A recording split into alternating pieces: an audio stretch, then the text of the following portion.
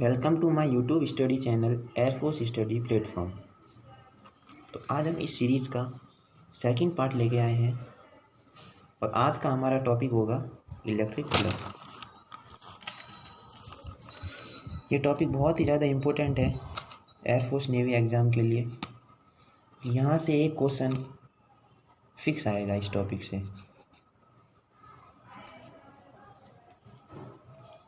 तो हम इस वीडियो में देखते हैं क्वेश्चन।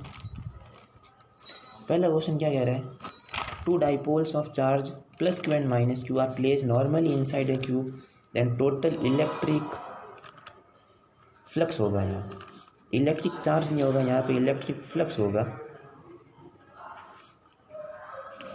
इलेक्ट्रिक फ्लक्स होगा यहाँ पे। Leaving the cube will be. तो डाइपोल की वजह से जो फ्लक्स, जो नेट फ्लक्स जो होता है वो कितना होता है, जीरो होता है। हमेशा याद रख लेना। क्यों जीरो होता है? क्योंकि एक डाइपोल प्लस क्यू और माइनस क्यू होता है, उसके कारण क्या होता है, ये आपस में क्या हो जाता है, कैंसिल हो जाते हैं। इसके कारण जो नेट फ्लक्स जो आता है वो क्या आता है, जीरो। तो सी ऑप्शन हमारा क्या हो जाएगा, राइट आंसर हो जाएगा। सेकंड क्वेश्चन क्या कह रहा है, on giving a negative charge to a soap bubble its radius. यानी कि सोप बबल को अपन नेगेटिव चार्ज देते हैं तो उसकी रेडियस पे क्या इफेक्ट पड़ेगा। तो यहाँ से अपन क्या कह सकते हैं,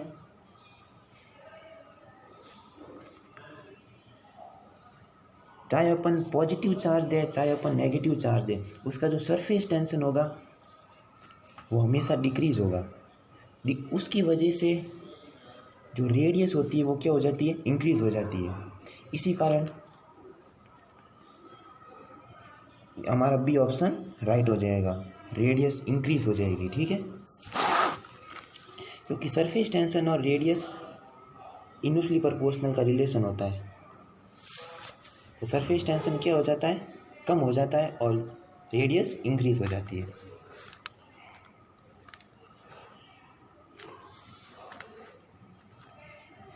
थर्ड क्वेश्चन क्या है, a charge q is in the sphere and the electric flux leaving is q upon epsilon naught. How much will be the change in the electric flux on reducing the radius to the half. अब यहाँ पे ये क्या कह रहा है कि flux है क्यू अपॉन एप्सिलॉन नॉट। ठीक है, अगर उसकी रेडियस आधी कर दे तो फ्लक्स में क्या कमी आएगी। तो मैंने पहले भी कहा था, फ्लक्स जो होता है सिर्फ चार्ज पे डिपेंड करता है। वो भी चार्ज कहाँ पे,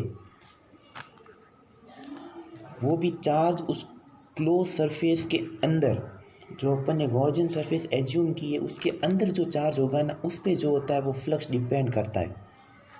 बाकी फ्लक्स किसी पे डिपेंड नहीं करता। तो यहाँ पे फ्लक्स जो होगा वो सेम रहेगा, तो रिमेन अनचेंज। डी ऑप्शन हो जाएगा। ठीक है,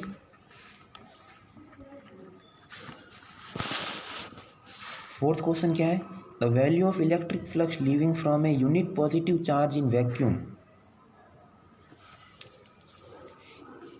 तो गॉस थ्योरम पढ़ी है। गॉस थ्योरम का क्या फॉर्मूला होता है, जो फ्लक्स होता है वो क्या होता है, टोटल चार्ज उस क्लोज सरफेस के अंदर अपॉन परमिटिविटी ऑफ वैक्यूम, इनका रेशो होता है। ये गॉस थ्योरम कहती है। ठीक है, तो यहाँ पे Q इज इक्वल टू क्या है, 1। तो ये जब 1 हो जाएगा तो जो फ्लक्स की वैल्यू होगी वो क्या हो जाएगी, एप्सिलॉन नॉट इनवर्स। तो बी ऑप्शन राइट हो जाएगा। आगे चलते हैं, पांचवा question. If the radius of two conducting sphere are A and B, they are charge by equal charges, what would be the ratio of the electric field intensity at the surface. यानी कि radius दे रखी है, दो conducting sphere है। ठीक है, radius दे रखी है ए और बी, तो उन इलेक्ट्रिक फील्ड इंटेंसिटी का सरफेस पे रेशो बताना है। तो सरफेस पे अपन सबको पता है कि कितनी होती है इलेक्ट्रिक फील्ड इंटेंसिटी, सरफेस पे जो होती है यहाँ पे सिग्मा अपॉन एप्सिलॉन नॉट। ठीक है, और सिग्मा को अपन क्या लिख सकते हैं, चार्ज पर यूनिट एरिया, तो Q upon S epsilon not.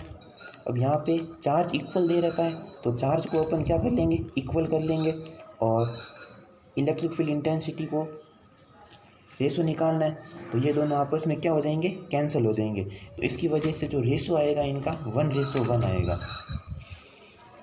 ठीक है, सी ऑप्शन जो होगा वो राइट होगा।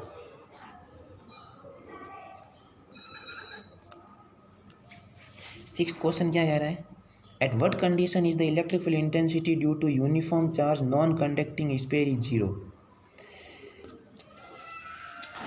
वो स्थिति बताए नॉन कंडक्टिंग स्फीयर में जहाँ पे इलेक्ट्रिक फील्ड इंटेंसिटी की वैल्यू क्या होती है, 0 होती है।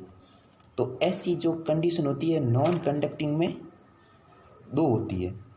नॉन कंडक्टिंग का मतलब क्या होता है, चार्ज सारा का सारा कहाँ रहेगा, उसके अंदर। ठीक है, चार्ज अंदर है। अब सरफेस पे तो क्या होती है, मैक्सिमम होती है, और मैक्सिमम होती कितनी है, KQ/R², R रेडियस है इसकी। और इनसाइड में जो होती है वो कितनी होती है, KQ/R/R3, ये इनसाइड में और ये सरफेस में। ठीक है, तो रेडियस 0 हो जाएगी। जब अपन सेंटर पे पता करेंगे तो इलेक्ट्रिक फील्ड इंटेंसिटी है वो 0 हो जाएगी। कहाँ पे, सेंटर पे, सेंटर पे 0 हो जाएगी। चलो एक तो ये हुआ। अब जैसे जैसे जैसे अपन रेडियस बढ़ाएंगे, इनफाइनिट रेडियस पे जो इलेक्ट्रिक फील्ड इंटेंसिटी होती है वहाँ पे भी क्या होती है, 0 होती है। तो सेंटर पे भी 0 होगी और इन्फिनिट पे भी 0 होगी। ठीक है ना, तो इसका आंसर जो होगा वो बोथ ए और बी होगा।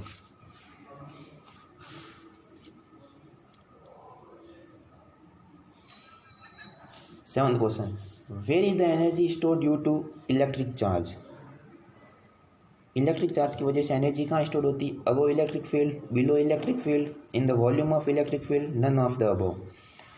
इलेक्ट्रिक चार्ज की वजह से जो एनर्जी स्टोर होती है वो volume of electric field, C option right हो जाएगा। ठीक है,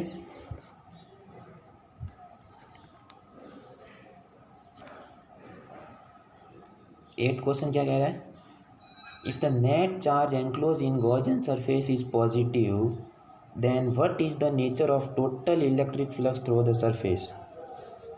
यानी कि फ्लक्स का अपन को नेचर बताना है। तो पॉजिटिव चार्ज है गॉसियन सरफेस के अंदर, मान लिया ये पॉजिटिव चार्ज है। अब पॉजिटिव चार्ज की वजह से जो फ्लक्स होता है वो हमेशा बाहर निकलता है और पॉजिटिव होगा, तो हमारा पॉजिटिव और लिविंग, बी ऑप्शन से हो जाएगा। ठीक है, नाइन्थ क्वेश्चन क्या है, the Gaussian surface for a line charge will be. अच्छा, लाइन चार्ज की वजह से अपन कैसी गॉसियन सरफेस एज्यूम करेंगे। तो एक अपन ने गॉस थ्योरम की वो एप्लीकेशन पढ़ी थी, कौन सी एप्लीकेशन पढ़ी थी, इनफाइनाइट वायर वाली। वहाँ पे अपन ने चार्ज कहाँ पे किया था, डिस्ट्रीब्यूशन चार्ज का उसके लेंथ के अलोंग किया था चार्ज का डिस्ट्रीब्यूशन। तब वहाँ पे अपन ने सिलेंड्रिकल गॉसियन सरफेस एज्यूम की थी। अब सिलेंड्रिकल गॉसियन सरफेस क्यों एज्यूम की थी, क्योंकि 2 कंडीशन होती है यहाँ पे। फर्स्ट कंडीशन क्या होती है, चार्ज सारा का सारा कहाँ पे आ जाना चाहिए, सेंटर पे आ जाना चाहिए, जो यहाँ पे आ गया। और जिस पॉइंट पे अपन इलेक्ट्रिक फील्ड इंटेंसिटी निकाल रहे हैं वो सरफेस पे होना चाहिए। तो अपन लीनियर चार्ज डिस्ट्रीब्यूशन के तौर पर अपन सिलेंड्रिकल गॉसियन सरफेस एज्यूम करेंगे। तो बी ऑप्शन राइट आंसर हो जाएगा। ठीक है, अब किसकी डायमेंशन पूछ ली, एप्सिलॉन नॉट की डायमेंशन पूछ ली। ठीक है, डायमेंशन ऑफ एप्सिलॉन नॉट, और ये है क्या, परमिटिविटी ऑफ वैक्यूम। तो इसकी डायमेंशन जो होती है वो क्या होती है, इसका डायमेंशन फॉर्मूला कितना हो जाएगा, अपन को डायरेक्ट याद रखना है, m-1 l-3 और T4 -13 + 4। ठीक है, अब आगे चलते हैं। Gauss law can not be use to find which of the following quantity. Gauss law से अपन क्या चीज़ पता नहीं कर सकते हैं? इलेक्ट्रिक फील्ड इंटेंसिटी पता कर सकते हैं, इलेक्ट्रिक फ्लक्स डेंसिटी भी कर सकते हैं, चार्ज भी कर सकते हैं, लेकिन परमिटिविटी अपन डिफाइन नहीं कर सकते। अब क्यों नहीं कर सकते? क्योंकि परमिटिविटी जो होती है वो हर एक की अलग अलग होती है। जैसे अपन बात करते हैं वाटर की अलग है, हर एक मटेरियल की परमिटिविटी जो होती है वो अलग होती है, कांस्टेंट होती है। तो ये चीज़ अपन गॉस लॉ से अपन पता नहीं कर सकते। तो डी ऑप्शन हो जाएगा सही। Total flux across A close surface enclose charge is independent on. अब यहाँ पे ये कह रहा है फ्लक्स किस पे डिपेंड नहीं करता। तो मैंने शुरू में एक चीज़ कही थी, फ्लक्स सिर्फ चार्ज पे डिपेंड करता, वो भी जो क्लोज इमेजनरी सरफेस के अंदर जो चार्ज है उस पर डिपेंड करता है। तो यहाँ पे ये क्या कह रहा है, किस पे डिपेंड नहीं करता? Shape of close surface, volume of the enclosure, actual spatial argument of charge within the surface, all of above. यानी इन तीनों पे डिपेंड नहीं करता है जो फ्लक्स। तो आप डी ऑप्शन राइट हो जाएगा।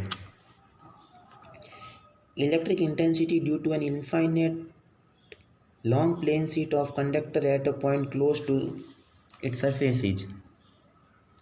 यानी electric field intensity infinite long sheet है, उसकी वजह से कितनी होती है? इलेक्ट्रिक फील्ड इंटेंसिटी जो होती है वो होती है सिग्मा अपॉन 2 एप्सिलॉन नॉट। तो independent on R, proportional to 1 upon R square, proportional to 1 upon R, inversely proportional to 1 upon R. तो आर पे तो डिपेंड ही नहीं कर रही, कांस्टेंट है, तो आर पे डिपेंड ही नहीं कर रही। ए ऑप्शन अपन राइट हो जाएगा। What is the net flux when charge q is midpoint at one face of cube? Net flux निकालना अपन को, जो चार्ज है वो फेस पे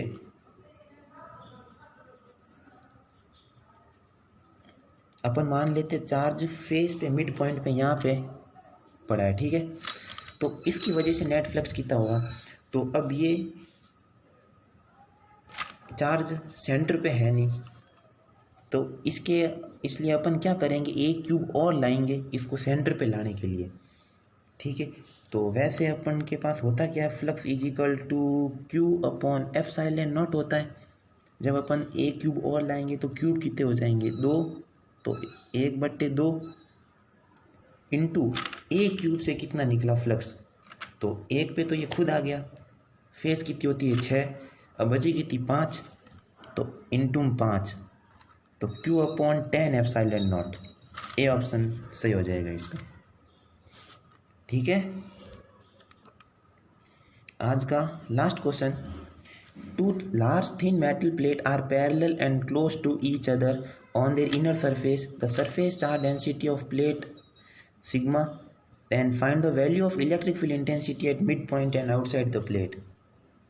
ये क्वेश्चन क्या कह रहा है, ये दो पैरेलल प्लेट है, यहाँ पे प्लस क्यू मान लेते हैं इनर साइड में, यहाँ पे माइनस क्यू मान लेते हैं, ठीक है।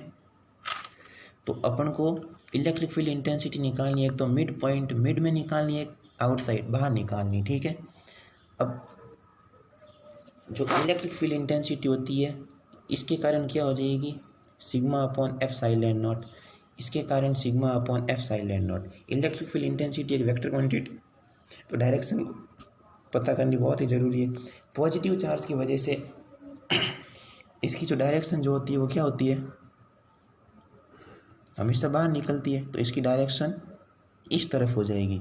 और नेगेटिव चार्ज की वजह से हमेशा इलेक्ट्रिक फील्ड इंटेंसिटी अंदर होती है, तो इसकी वजह से भी डायरेक्शन ये हो जाएगी, यानी कि इलेक्ट्रिक फील्ड इंटेंसिटी इसकी और इसकी दोनों की प्लस हो रही है। तो मिड में जो इलेक्ट्रिक फील्ड इंटेंसिटी होगी वो क्या हो जाएगी, सिग्मा अपॉन 2 एप्सिलॉन नॉट। ये तो मिड की बात होगी। अब अपन बात करते हैं आउटसाइड की। आउटसाइड में क्या होता है, ये पॉजिटिव चार्ज, ये नेगेटिव चार्ज। अब यहाँ पे अपन को निकालनी है, इसकी वजह से इसकी डायरेक्शन क्या होगी, इलेक्ट्रिक फील्ड इंटेंसिटी की डायरेक्शन जो होगी वो यूँ हो जाएगी। और नेगेटिव चार्ज की वजह से कहाँ होगी, नेगेटिव चार्ज में क्या होती है, अंदर आती है, तो ये मतलब डायरेक्शन अपोजिट हो जाएगी। तो आउटसाइड में जो इलेक्ट्रिक फील्ड इंटेंसिटी होती है वो जीरो होती है, आपस में क्या हो जाती है, कैंसिल हो जाती है। ठीक है, तो आज का ये था हमारा वीडियो। Thanks for watching. जय हिंद।